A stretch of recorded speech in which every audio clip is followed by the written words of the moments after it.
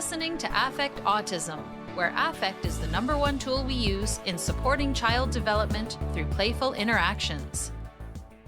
Coming up on Wednesday, May 31st, from 7 to 10 p.m. Eastern, I'll be holding my course Be Sure, DIR 402, Supporting, Understanding, and Respecting the Expectations of Parents for Practitioners. Children tend to be the topic of therapeutic intervention, but a good intervention depends entirely on their caregivers. This 3-hour course will explore the relationship with caregivers in the process of a client relationship.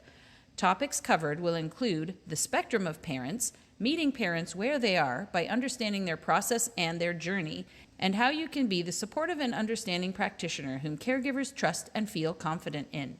This course will help you raise your awareness and build your capacity for respecting the spectrum of families you see in your practice. To see the learning objectives or to find out how to get continuing education credits, go to affectautism.com under the Events tab or at icdl.com under the Courses tab.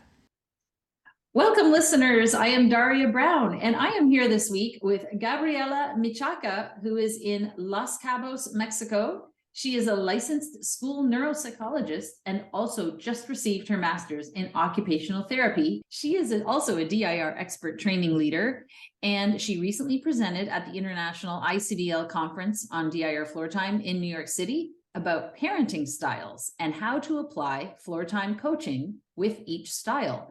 And I thought, what a great podcast to have, given that I facilitate ICDL's parent support group. And a lot of people that listen to this podcast work with parents, coach parents all of the time when they're doing floor time with their clients. So this was such an interesting presentation. I was so glad I attended it. I'm very happy to have you as my guest, Gabriela. Thank you, Daria. Thank you for the invitation. It's interesting to see how, depending on how much energy you have and how is your emotional development, you will tend to have any of these kind of parenting styles. So which of them makes you feel more secure is what we are going to figure out. When parents are stressed is when these kind of parenting styles are more present, or you are very permissive and you allow them to make everything they want, or you become more rigid, more aggressive, or maybe behavioral driven. And that makes a lot of stress on parents and on children. We are a dynamic system. And that's why I want to bring up this into the Floortime frame of reference, because we talk about FEDCs 1 and 2, what are co-regulation, self-regulation, and engagement. And depending on how much energy you have, sometimes you may go into the authoritarian part, you being like very rigid and you want to put the limits, and sometimes you withdraw the affection to have compliance on the child, and sometimes you might go the other way. It depends a lot of how much energy you have at that moment. So you can be like more permissive and let them be and don't withdraw affect. So you can sometimes you can switch from one to another one. I heard you say that depending on our own regulation as parents, we can be more or less regulated at the first functional, emotional, developmental capacity of being self-regulated and sharing attention. If we're dysregulated, we might become more authoritarian or more permissive to cope ourselves. But then we're also impacted by the functional, emotional, developmental capacities, the FEDCs of our children, if they are dysregulated, and if they're regulated, and then we get engagement, and then we move into the third back and forth communication, all of that. So it's this whole dynamic system. Yes. So you cannot see just the child different from the children, the parents, and not just the parents, because it's interesting to see how when we play, we like different kinds of play. So for some parents, being in a more sensory motor play, it's more dysregulating. Or being seated in the playground and just making maybe pretend play, it's more dysregulating.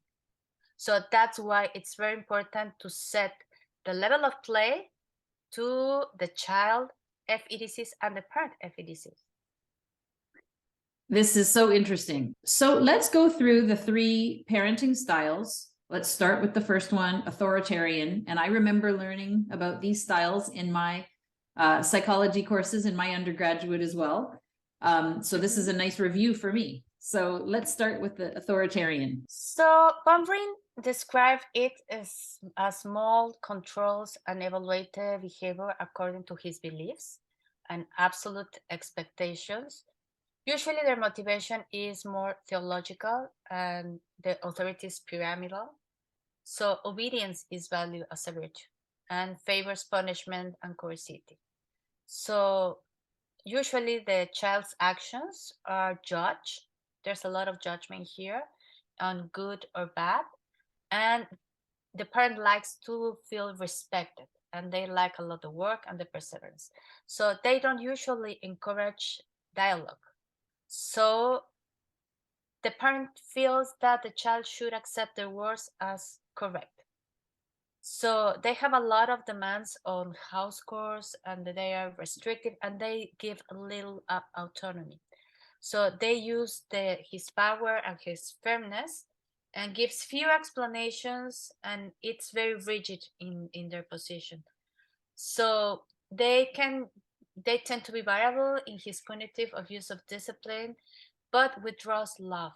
And that's a hard thing that usually happens here. So I want you to imagine that these parents used to be in high arousal. So it's interesting to know what triggers them to go to fight or flight mode. That it's usually the mode they work on. In short attention, the parent's attention is focused on his expectations or task rules. So they are a lot in their minds. So the caregivers directs the play and does not take account the leadership of the child. So this is the parent who is always trying to show you how much they know. So they encourage discipline through this punitive control. So they are usually inconsistent in withdrawing affection as a form of control to achieve obedience. So they are very behavioral based. And the problem is that they usually have this aggressive or poker face affect face. So it's difficult for the children to read them.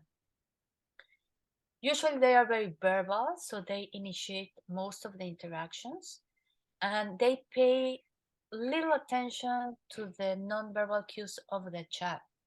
So usually they are very obstructive when they play. And as a complex communication, shared problem solving, if the child does not do what they're expecting, the parent becomes frustrated. So they become very verbal, very rigid, and they try to solve the problem. So they don't give a lot of time to the child to solve the problem. So if they don't like the play, usually they end up the play.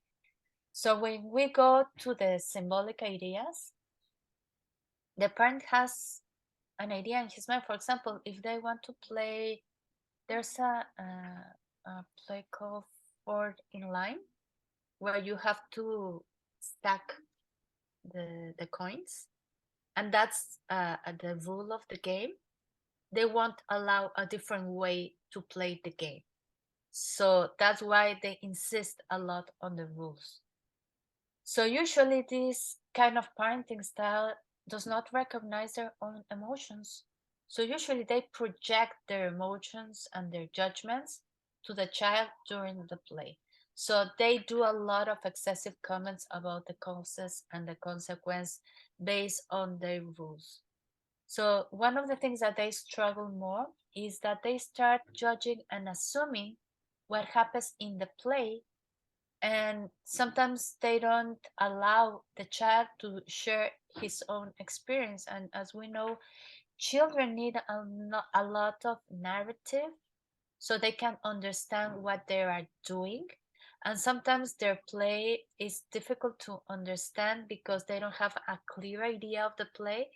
So these parents becomes very frustrated, and that makes that they lose the ability to regulate themselves, become more polarized in their judgments, and have intense emotions during the play. So the problem here is that self-reflection is very rigid and with a lot of judgments. So the problem here is that they end the play, or they are unable to understand the child's behavior or their intentions. So they will lose this back and forth communication dialogue using questions, and they tend to lecture a lot the children. So let's move into the opposite spectrum, the permissive parent. Okay, so the permissive parent, it's the opposite one. So it's not punishing, affirmative towards the child's impulses and accepts his wishes and actions. And the parent consults all parenting policies and explains family rules. So they give a lot of explanations. So for them, work as a resourceful to try to get what he wants, not as an active agent responsible of how he shapes his future and actions. So they allow the child to regulate their activities and avoids exercising control. So they don't exercise control. They don't like that. So they don't motivate them to obey, and they don't define standards of course of conduct. So they are usually non-punitive disciplinary practices. They have a few demands on the household course, and they allow a lot of autonomy. So gives a lot of opportunities of dialogue. They are lax in the rules, and the problem here is how they use the affect, because they are very variable. They are very inconsistent. So the child does not know what to expect about them.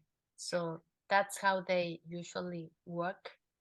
And if we look their FEDCs, at the level of co-regulation, the parent tolerates the child's regulation difficulties without containment. So why?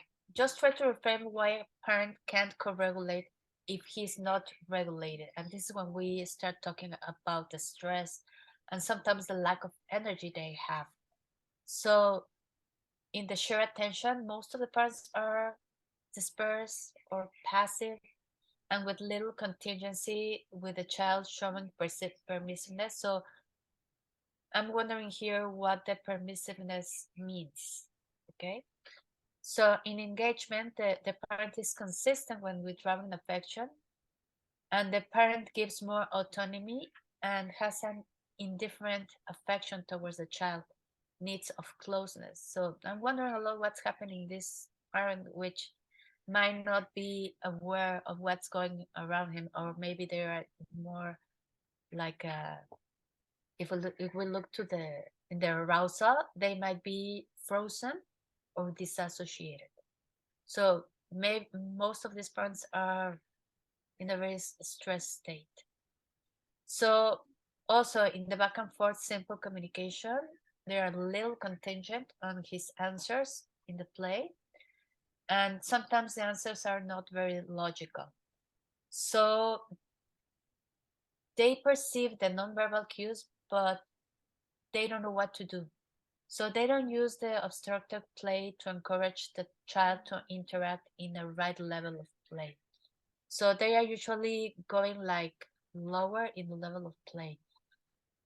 So they don't challenge the child in his fair demands and do not motivate them to solve problems together. So sometimes they wait too long and does not organize play activities according to the child's ability. And in the symbolic ideas, the parent does not bring new ideas to the game and does not expand on the child's contributions, so they are more disorganized in the role playing.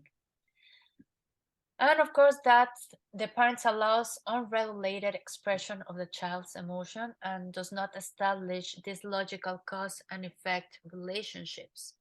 So also here, when we talk about alternative perspectives, the parent projects his own experiences onto the others and does not provide questions to understand the different perspectives of the child. And of course, in the great thinking area, they are more ambivalent and have polarized emotions and sometimes dissociation.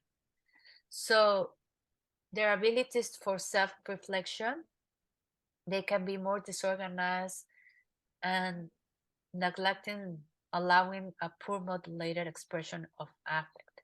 So usually they can also interrupt the play, and because it goes against the natural consequence of intense emotions. So it's it's more inconsistent for the child to know what's going to happen next. And that's So so that's the second way. confusing. Yeah, that's so confusing for the child because their parent really wants to make them happy and wants everything to go smooth, but then they're not necessarily attuning to the child's state because they're distracted in their own state. And sometimes if they're more emotional or upset or something, then they're different with their child. And so, like you said, the child doesn't know what to expect. So like the title says, permissive, they're a little bit more permissive, and the child is sort of on their own, and they're not able to really meet the child where they're at, attune and challenge them at the appropriate level to get that back and forth going and moving up the FEDCs together. So that's why it's important to reframe all these concepts, because these concepts comes more from a behavioral standpoint of view. Mm-hmm. And this is just the tip of the ice. You have to help me. Tip of the This is the iceberg. yes, the tip of the iceberg.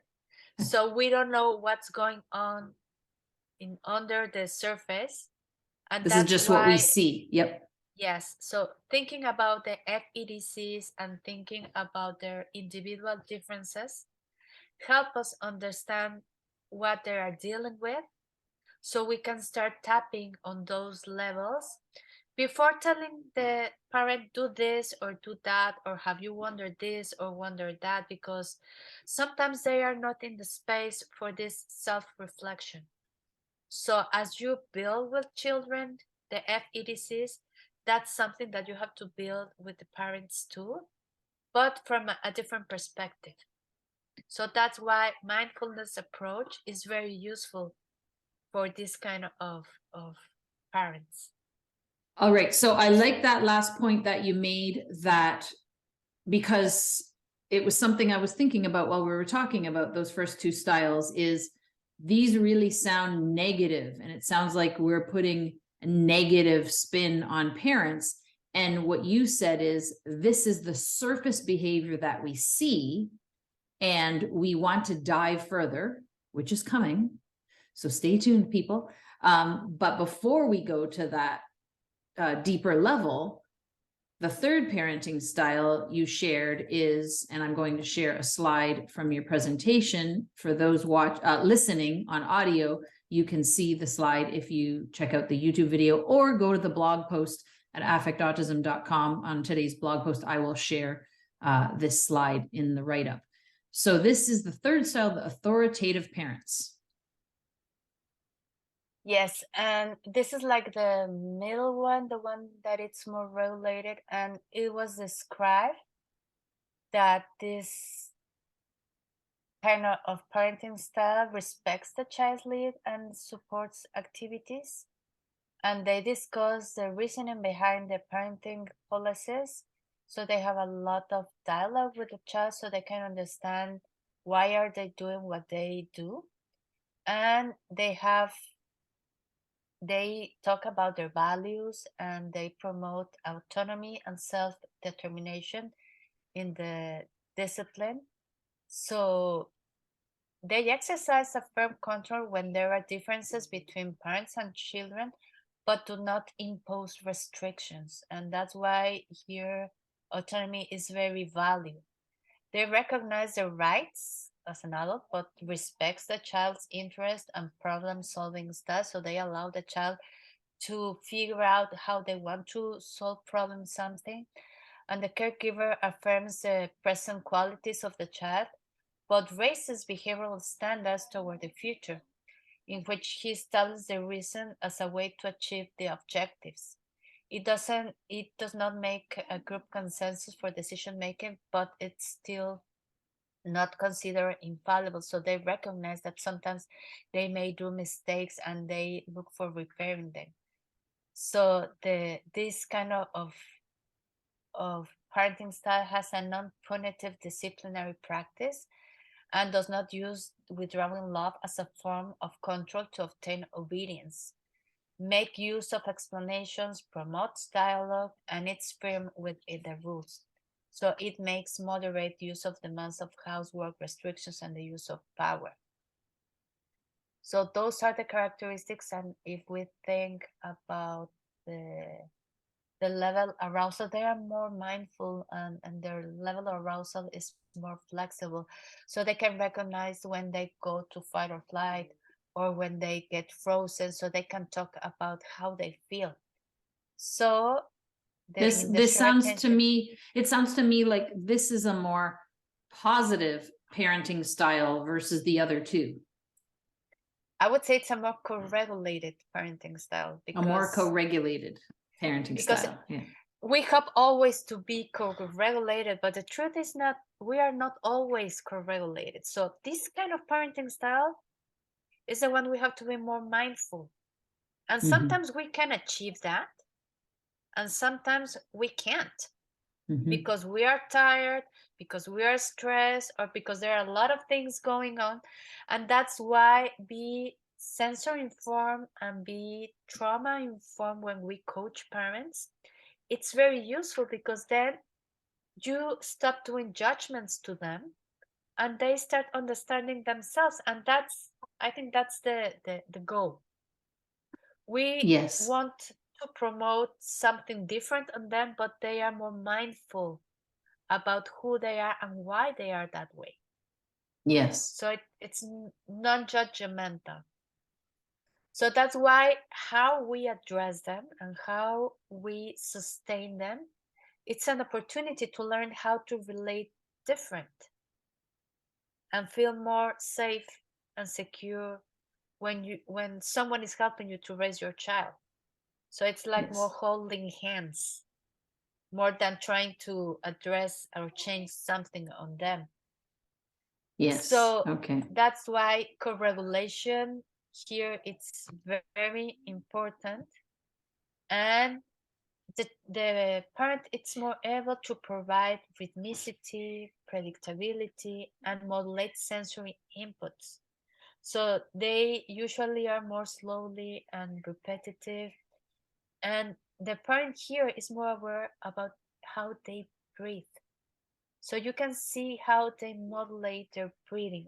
I would say that just showing them how they breathe, there are a lot of changes they can do on how they feel.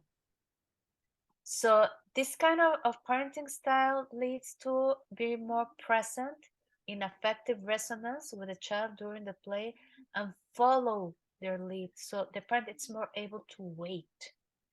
And also in the engagement part, they shows closeness, empathy, affective resonance during the play, and it's more flexible and more regulated. So the parent could be moderate in the level of restriction versus autonomy. In the face of the child's needs, it's more adjustable, more flexible. So they know when to increase or decrease the affect or when to give anticipation. So because they are more affection and more closeness, they give a lot of proprioceptive inputs, and that will help the child to calm down and be more regulated. So because the parent is more in this rhythm, they make pauses, they facilitate opportunities for turn for the child, and pays more attention to the child's verbal and nonverbal cues. So that allows them to be more contingent, to close the circles of communication. And they usually use the obstructive play in a timely manner. So there's a mutual understanding between them. So they have less barriers to the communication. So I think this is one of the areas that we need more research about. And also talking about the complex communication, problem solving, the parent usually generates an environment of trust, and they provide fair challenges, so they stay together solving a problem, and they scaffold more the activities. So they allow enough time for turn taking, and they respect the individual differences of the child.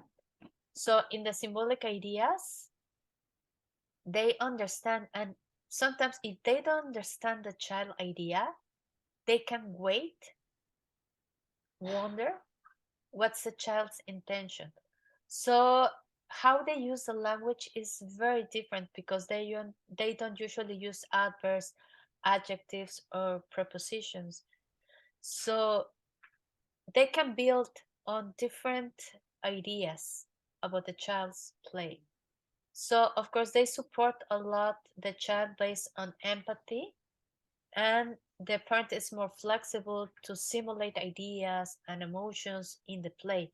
This is not the parent that will get mad if the child starts playing a play that it's more aggressive. They can be attuned on that aggressiveness, and they will allow that, but in a more constructive way. So they use questions to elaborate cause and effect relationships.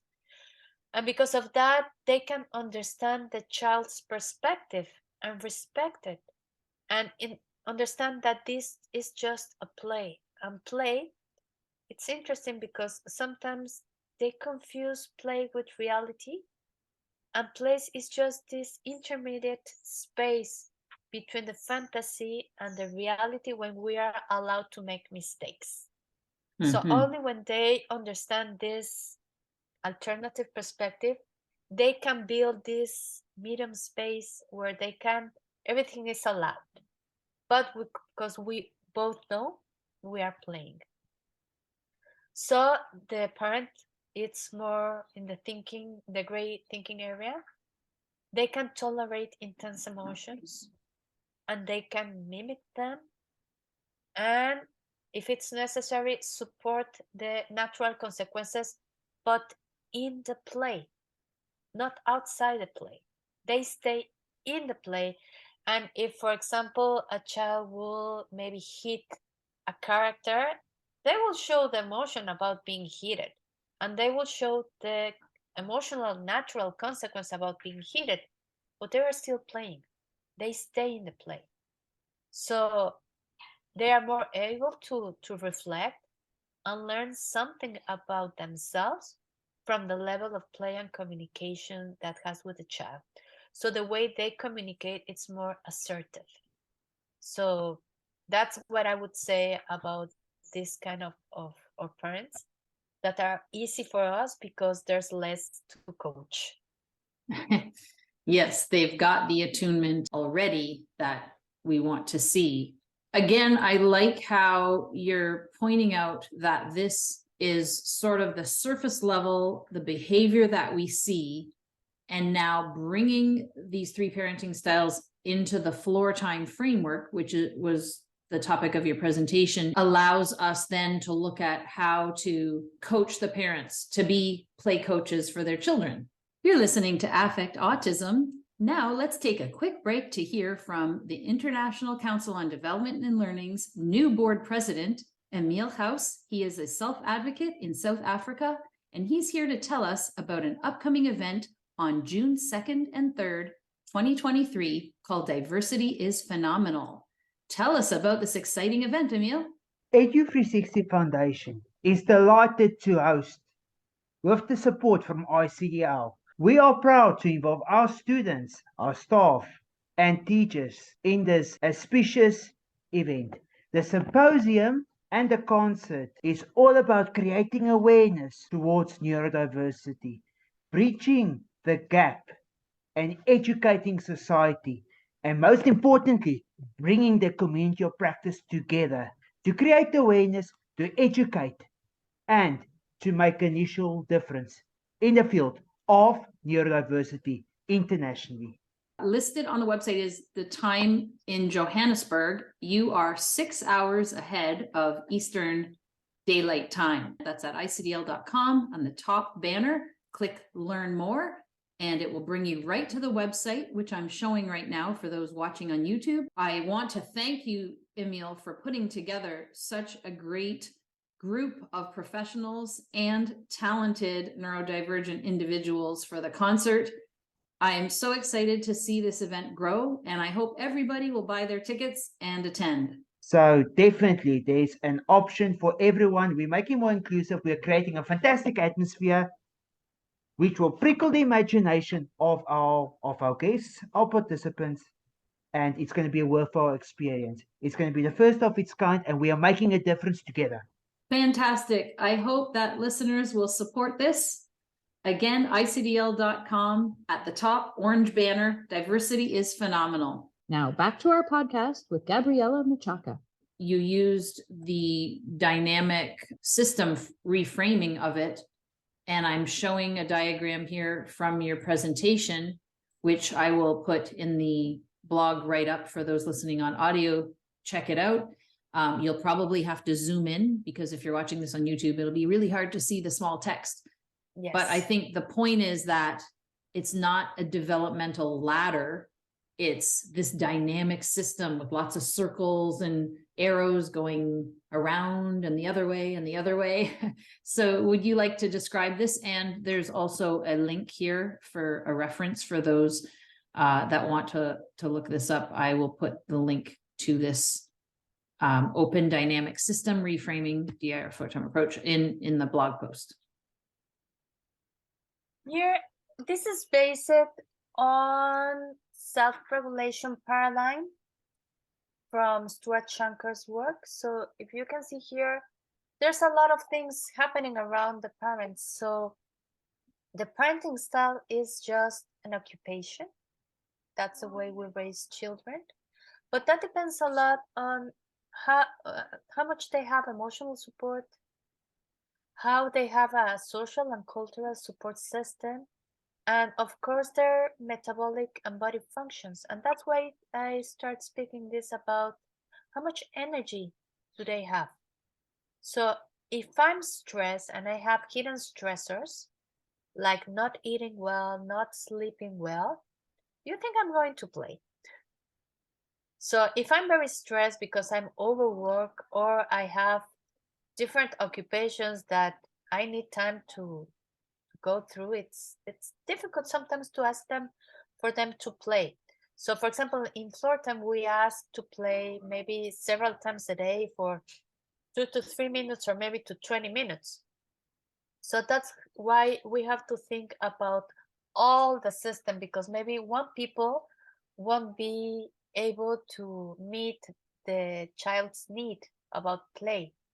So how many support we have, it's very important to know, because then maybe we are asking too much. So then when we talk about the co-regulation, we have to think about, is this parent able to ask for help? It's in fight or flight mode, is in dissociation, or it's in a frozen state, because then I will see their attachment pattern. So sometimes we have to ask them how they were raised, so we can understand what standpoint of view they are coming from, where are their core values, and we should respect that, because this is how they learn to be parents, and that's something that you were just raised. Also, then we can see if the parent has problems with nonverbal communication. So how much are they aware of how we express emotions, how we express the affect? So we can start understanding how they go, because that will go through the back and forth communication and the shared problem solving. So if we understand their differences, their individual differences, it will be easier for us to have this detective hat and know what are we going to help them go through. And sometimes we ask to be self-reflective.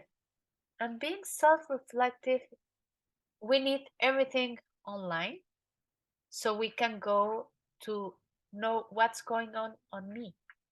So if we see this chaotic, permissive, or with this rigid, more obsessive, they won't be feeling emotions.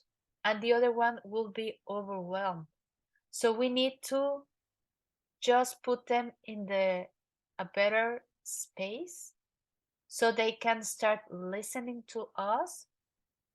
And if we help them understand how their individual differences work, they will feel felt and they will start to understand what's happening with their child. So I love what you just said there. You said the authoritarian style parent won't be feeling their emotions, and the permissive parent will be overwhelmed by their emotions. And I think that's such a good distinction for people who can't see the diagram.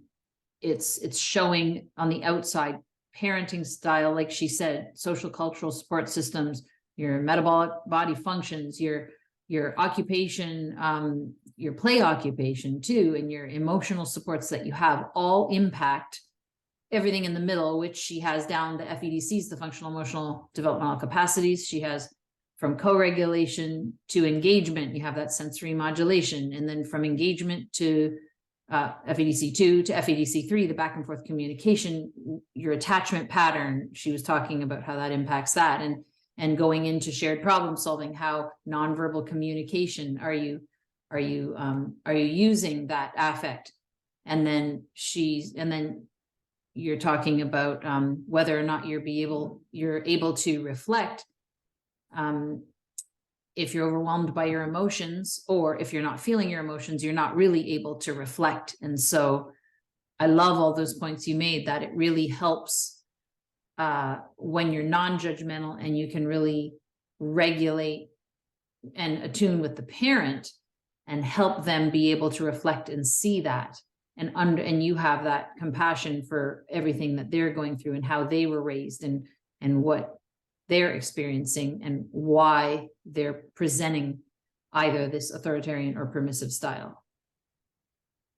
So this frame of reference has a lot of theory of the Dan Siegel's work of interpersonal neurobiology.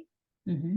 So when you see how this goes in the mindfulness therapy, you can apply a lot of these concepts into the DIR framework, because you are talking about this chaotic or this rigid, and this is a lack of integration from your one is not feeling and the other is feeling overwhelmed, and that will affect your memory, will affect your emotions, the way you remember things, the way you have a sense of yourself.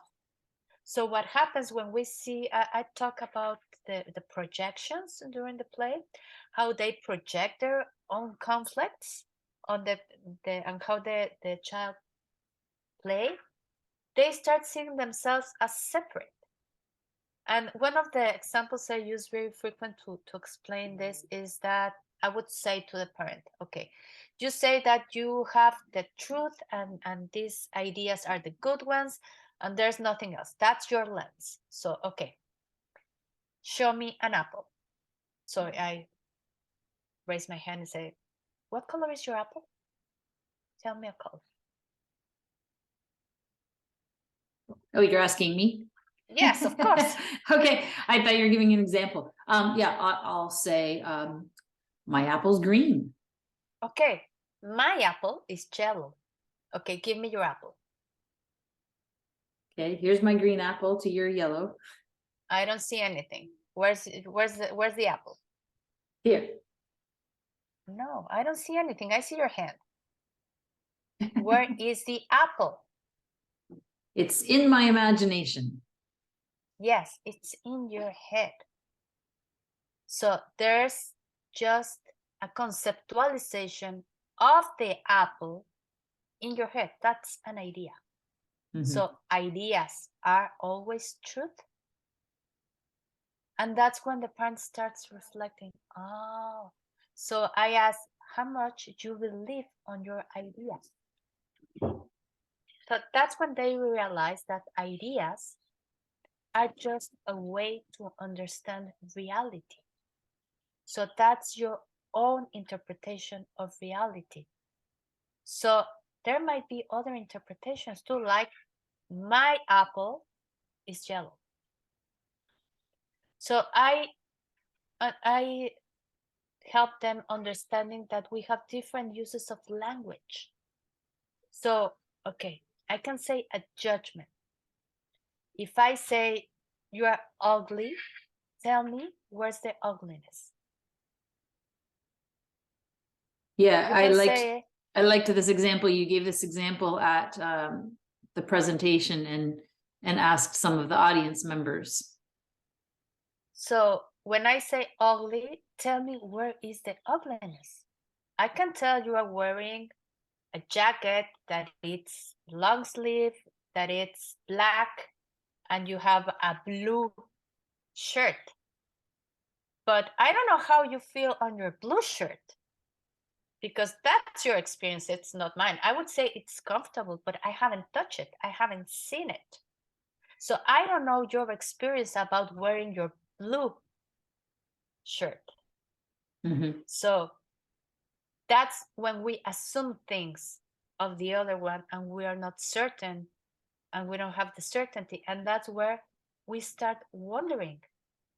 So this is about wondering experience in other people's mind. And that leads us to the double empathy problem that happens with autistics. So the way I process information might be different the way that you perceive. And the things that I put attention and I make them relevant could be different from yours. So who is not understanding who? Right. Yeah. The therapist, the parent, or the child. So that's why we have to put everyone in the equation. We're an open system. Yes. Yes, it's a very interesting slide.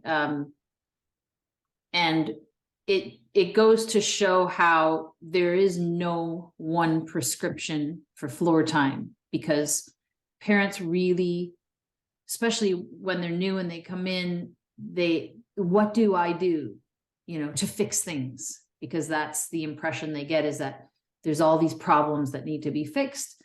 And as you start to learn more about floor time, you see that it's this larger dynamic process and this system with so many moving parts and so many variables, and each variable is not static, each variable is dynamic, and then they're all changing all the time as well with each other. So it is such a complex thing, and we can just sort of add these guidelines and helpful frameworks around it to help understand how we can support parents and help parents understand how they can support their children, et cetera, and the reflection to help ourselves as well. So it's very complex to understand. And sometimes, for example, when we start being floor timers, we need to be like very rigid on the developmental FEDCs because we need to understand them. But once you get into the 202, the 203, or the 204, you start digging and digging and digging and finding a lot of concepts that you need to understand and integrate to really start figuring out in the moment what's the family needs at that precise moment. So Yes. It's not a prescribed intervention. Absolutely not. In the podcast I did a month or so ago with Dr. Gordon Neufeld, he said about his own attachment theory, but similar to what Floortime says, it's an insight approach. It's not really a strategy approach. It's about insight. Yeah. It's how you make changes and people start to be more aware of who they are and build their own identity with their own core values. So what we do is just hold hands and help them find their way. Yes. It's not my way, it's their way. So we are not trying to meet goals or developmental goals. We have to respect a lot this neurodivergent development.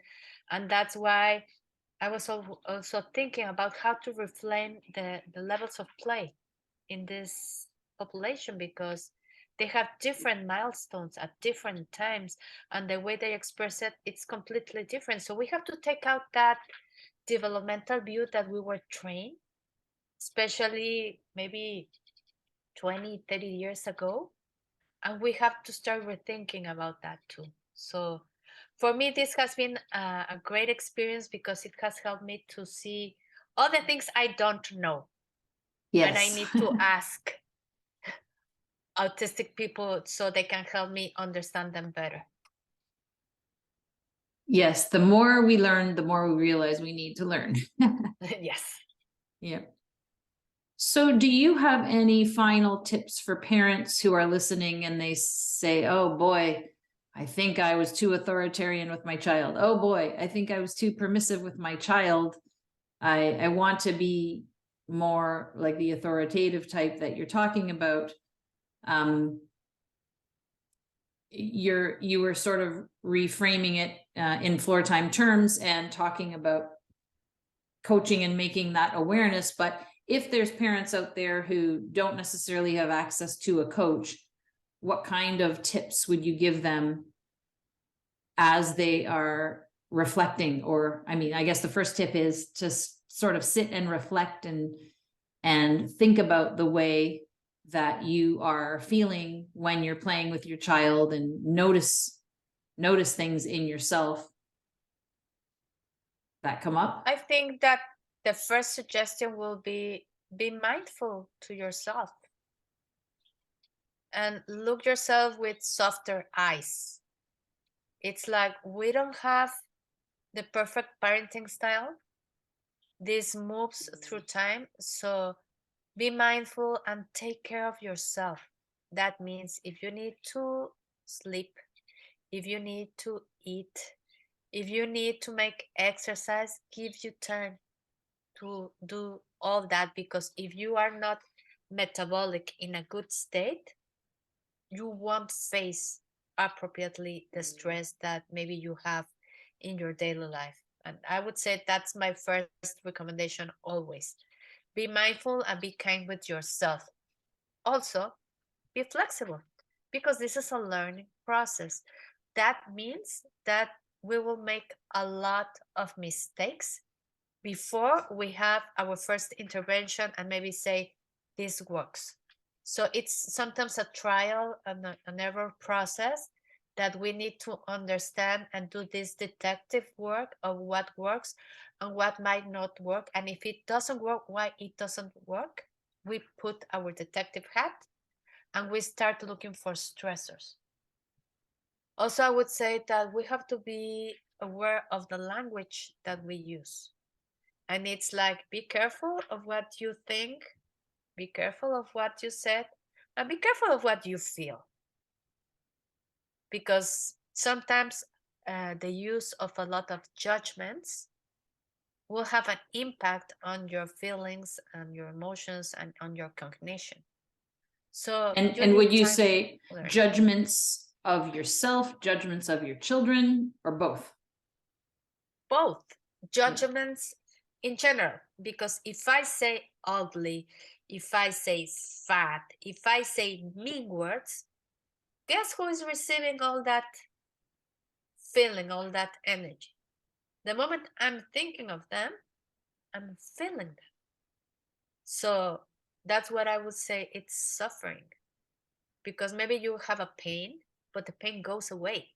But if you hook it to a thought, it will be in your head all the time. So if you start thinking, I'm a bad mom, I'm a bad parent, that won't help. Guilty is not useful. So I would say that we have to give us time to learn. This is not an easy approach. It's from the inside. So just have time to learn and enjoy the process. Be patient with yourself and with the child. Awesome. Thank you so much, Gabriella. I thought this was such a unique way of looking at parenting, because usually we're just talking about parents as a big group. But when you start to think about different styles and it reminds us of the individual differences of parents and how much that impacts their capacities to be floor timers with their children, and the impact it has on the children. And then that loops back. So being more mindful and aware, I hear you say, being mindful of all of these things as a provider, as a parent, and reflecting on that and being easy on ourselves, less judgmental. Exactly. We have a story, we have a background. We are the product of a lot of things that we have to look back and just give a little bit of acceptance to let us be in the present. With and can continue working through the process. Exactly. Well, thank you very much. And look up parenting styles and coaching in Floortime. You will find the slides that I shared if you were watching the video, or if you were just heard it on audio and you want to see them. And I will put links to past podcasts that we referred to where we've talked about these kinds of things before, if you want to delve into it further and develop your Floortime skills. So thank you so much, Gabriella. I appreciate you taking the time today. Thank you for the invitation, and this is a really great experience. Thank you, Daddy. Until next time, here's to choosing play and experiencing joy every day.